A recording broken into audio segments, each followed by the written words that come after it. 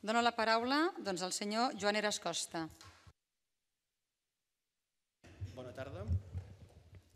En nom de l'Associació Catalana per la Integració del CEC, us agraïm el fet d'haver-nos convidat a participar en una comissió del Parlament que per nosaltres, en aquest cas, és la segona vegada, ja que l'any 2004 vam tenir l'oportunitat de fer-ho, en aquell moment per promoure una proposició de llei en defensa del sistema Braille com a codi de lectura específic per persones cegues.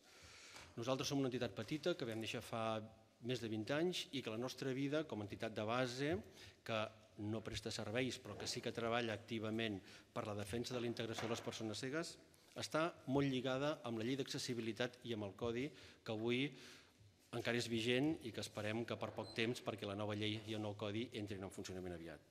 Vam néixer l'any 92, l'any 91, quan la llei s'estava fent, nosaltres ja estàvem treballant en aquestes qüestions, vam seguir molt de prop el codi i el decret del 95 i vam participar molt activament ja des d'aleshores amb la reflexió sobre el que havia de ser la millora d'aquesta llei i d'aquest codi d'accessibilitat.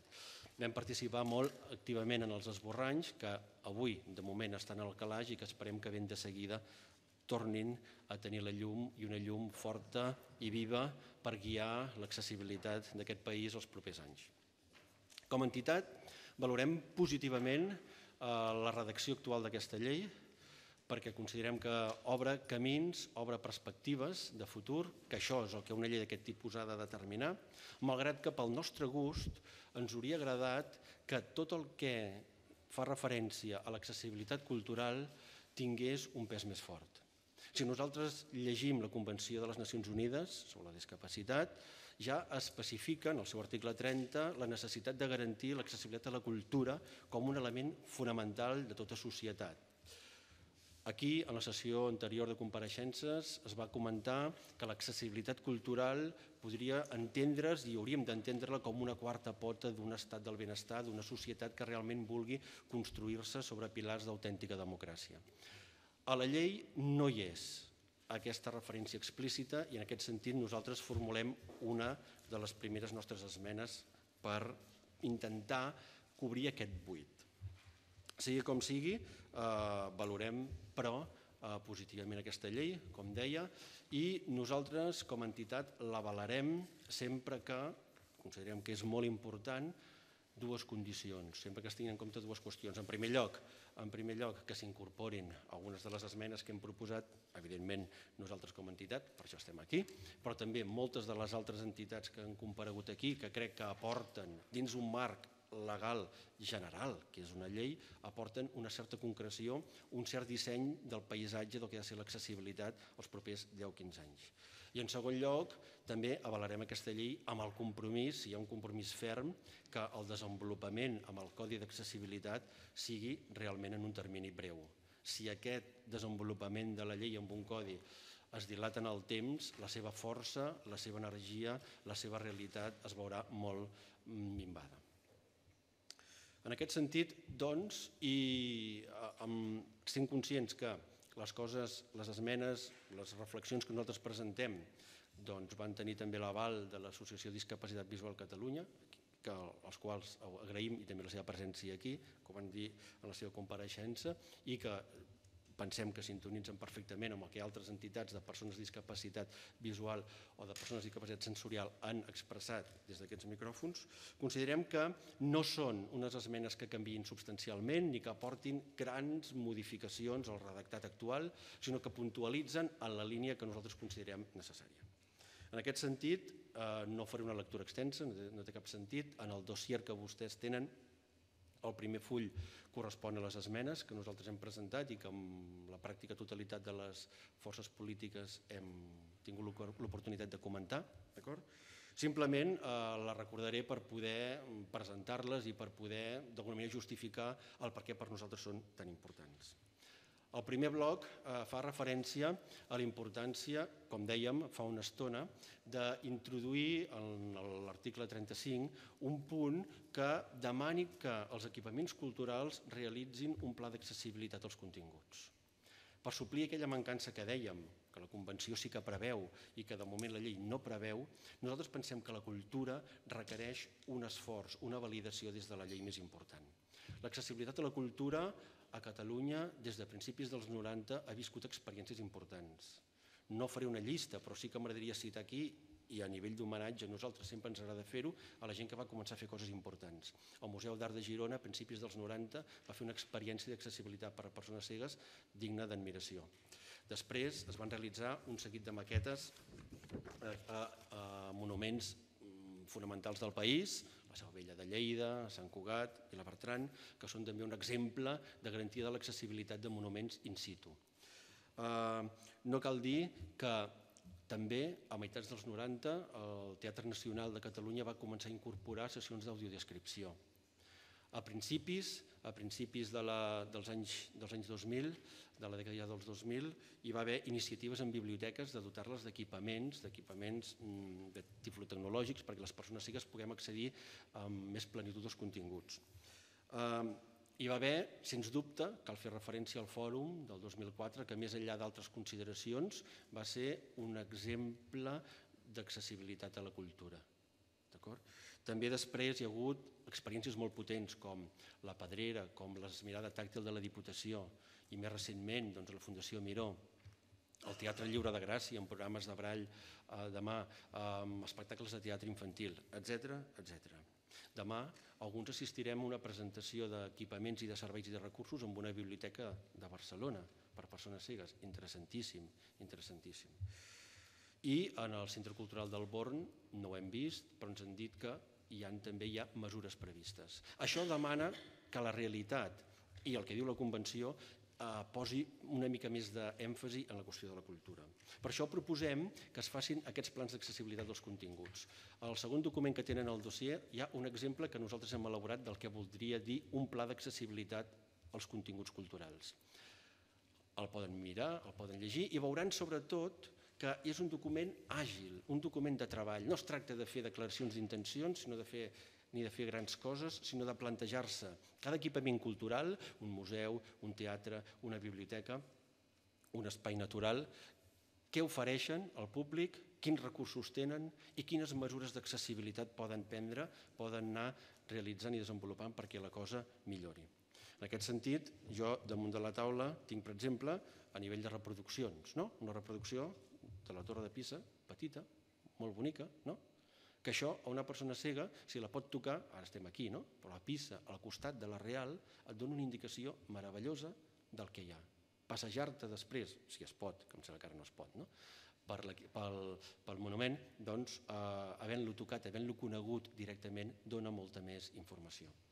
Són mesures com, damunt de la taula, hi ensenyo algunes làmines en relleu, reproduccions en relleu, que aleshores tocant amb el tacte, són quadres, pintures, en fi, coses després si volen ho poden mirar més atentament.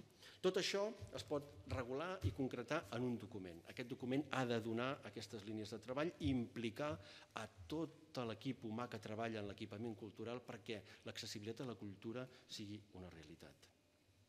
Aquest seria, doncs, un primer gran bloc dels nostres plantejaments per millorar això, per millorar la redacció de la llei en l'estat actual. El segon bloc seria el de les condicions d'accessibilitat als productes. Nosaltres demanem que l'etiquetat, que la informació etiquetada dels productes, sobretot especificant aquells productes perillosos i alimentaris, ens permetin identificar-los per evitar riscos, per evitar possibles problemes realment seriosos. Ja hi ha també productes que venen etiquetats, però n'hi ha d'altres que no. Si em permeten, un exemple. Aquí he portat i ensenyo 3 pots, que tenen una textura alguns molt similars, i que aquest estiu, va ser molt curiós perquè estava a la platja i la meva cunyada em diu: què t'estàs posant? Jo em pensava que era una crema solar que havia agafat de casa que tenia per allà de l'any passat, i resulta que és un repel·lent de mosquits.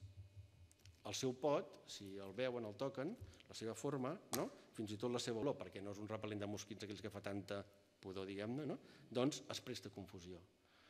Pot ser una anècdota, però és un perill. Evitable, perfectíssimament.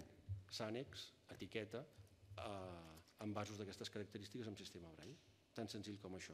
Nosaltres pensem que la llei ha de, en tot cas, concretar aquest punt, aquesta prioritat per evitar aquests possibles riscos. Som conscients que una regulació profunda de l'etiquetatge en braille requeriria una normativa de caràcter europeu. També des d'aquí animo a les diverses forces polítiques i amb els seus referents europeus a moure aquesta qüestió. Som conscients, tal com ha passat amb la directiva que regula l'etiquetatge de productes farmacèutics, per la qual cosa la majoria avui estan etiquetats, però sí que pensem que la llei catalana hauria de fer referència, hauria de donar pistes en el sentit de trobar solucions pràctiques i adaptades a cada necessitat i amb la viabilitat que requereixin.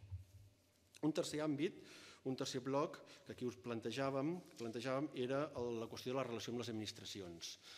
Volíem afegir en aquest tercer bloc l'especificitat també que el braille, la lletra ampliada i els sistemes tecnològics figurin en el cos de la llei com a recursos necessaris perquè les persones cegues i amb baixa visió puguem relacionar-nos amb l'administració de forma directa i de forma autònoma.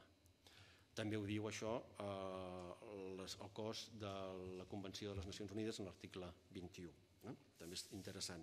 En aquest cas estem pensant en qüestions com algunes que ja existeixen, amb carnets, que ara us portava, ja no sé on l'he deixat, aquí, els carnets, per exemple, la targeta sanitària, que ja sí que incorpora la identificació i el número en sistema braille. Aquesta també és una consecució de la qual nosaltres n'estem molt satisfets i que fa 2 o 3 anys va sortir, 3 crec ja recordar, des d'aquest Parlament. A demanda, les persones cegues podem disposar d'una targeta braille amb la qual cosa tu saps quina és, saps el teu número o teu o d'algun familiar que tinguis al teu càrrec. La targeta de discapacitat també surt, en aquest cas, només amb el número d'identificació i no amb cap altre element que la pugui identificar. Bé, pensem que és important donar un marc que això ho estimuli, ho esperoni, doni suport a aquesta realitat i permeti també que documents bàsics, com per exemple notificacions en un determinat moment de drets i deures quan estàs posant una denúncia, per exemple, per què no se les poden proporcionar en sistema braille? Seria tan senzill com això. I també garantir d'una forma molt clara que la comunicació amb l'administració, que cada vegada més és online, sigui realment accessible. Les mancances d'accessibilitat via webs són realment profundes avui amb les nostres administracions. Estic parlant de la Generalitat, administracions locals. Seria, doncs, donar una prioritat, un pas per treballar en aquesta direcció. El quart element seria una qüestió, si voleu, més puntual, que seria l'intentar prioritzar l'acompanyament en les grans superfícies, que és el lloc on probablement les persones cegues necessitem una mica més d'ajuda, una mica més no, ajuda, acompanyament, per poder realitzar la compra d'una forma autònoma i directa. De vegades hem estat, diguem-ne, supeditats a la voluntat d'alguns treballadors que ho intenten, però cada vegada els propis directius de l'empresa els hi neguen fer aquest servei. Caldria, doncs, marcar aquesta regularització de prioritzar en aquest sentit. En el cinquè, parlaríem també de la qüestió de la... El cinquè. Ai, l'hem perdut aquí, perdó.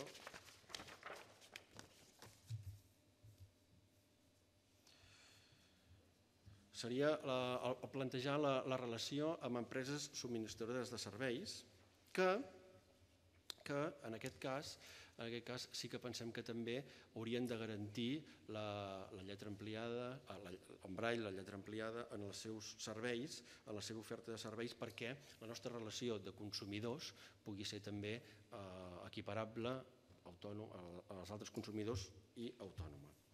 En aquest sentit, per exemple, hi ha entitats com Aigües de Barcelona que ja envien la seva pròpia factura, l'envien directament en braille, grapada amb tinta, amb ampliació i en braille. Per tant, són bones pràctiques que cal que la nostra llei reculli. Una qüestió de matís, que seria, en el cas de serveis, eliminar, com dèiem, la referència al CISESCAU en la progressiva incorporació de sistemes d'audiodescripció en els mitjans de comunicació, perquè ja entenem que si és progressiva no necessàriament cal aquest CISESCAU.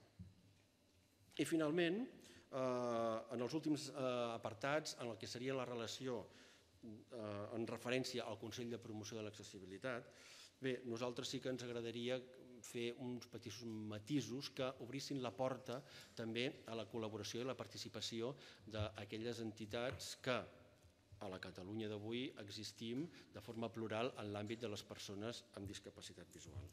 Per tant, més que la idea d'agrupar, pensem que seria millor posar, en aquest cas, representar, fer portaveus de diverses visions que, en el fons, totes des d'una coincidència molt gran en molts aspectes, però sí que la pluralitat d'entitats permet una mica donar aquesta riquesa que a Catalunya avui tenim com a moviment associatiu. En definitiva, doncs, crec que el temps s'està acabant, sí, no? És així? Doncs, en definitiva, nosaltres com a entitat valorem positivament aquesta llei, esperem i desitgem que avanci amb tota la rapidesa que calgui, que el tràmit permet, i que sobretot el codi que la desplegui arribi ben aviat, s'aprofiti tota la feina que ja s'ha fet i que arribi aviat. En aquest sentit, nosaltres estem esperançats i com a entitat oferim la nostra col·laboració per seguir treballant en tot allò que es consideri oportú per millorar l'accessibilitat en general de les persones amb discapacitat a Catalunya. Moltes gràcies, senyor Eras.